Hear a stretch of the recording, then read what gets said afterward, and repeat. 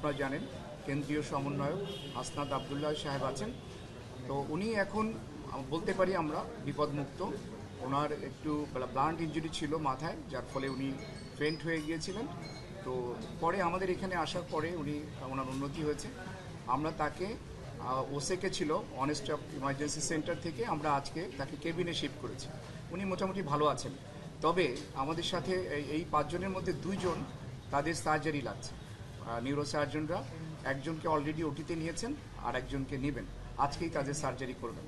তো বাকি রোগীরা প্রাথমিক চিকিৎসা নিয়ে চলে গেছেন, আর বাকি যে 3 জন আছেন ওনারা ভালো আছেন।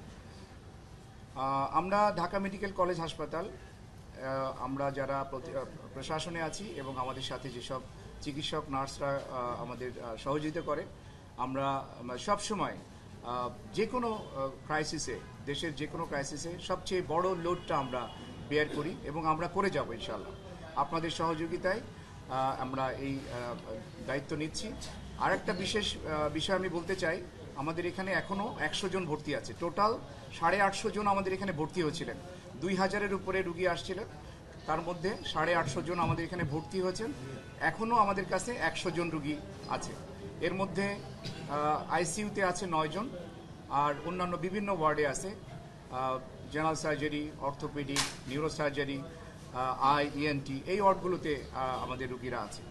তো বেশিরভাগ মানে আইসিইউতে যে কয়জন আছে, আপনারা জানেন যে আইসিইউতে থাকা মানে তাদের অবস্থা একটু ক্রিটিক্যাল। বাকিরা আশা করি আমরা তারা সুস্থ হয়ে যাবে।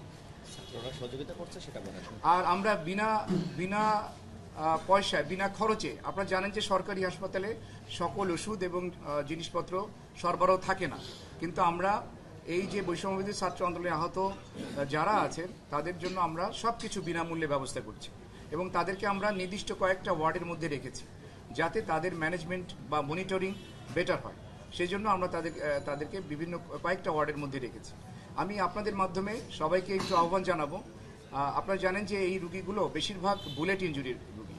তো বুলেট ইনজুরি মানে এখানে একটা ইনফেকশনের চান্স থাকে।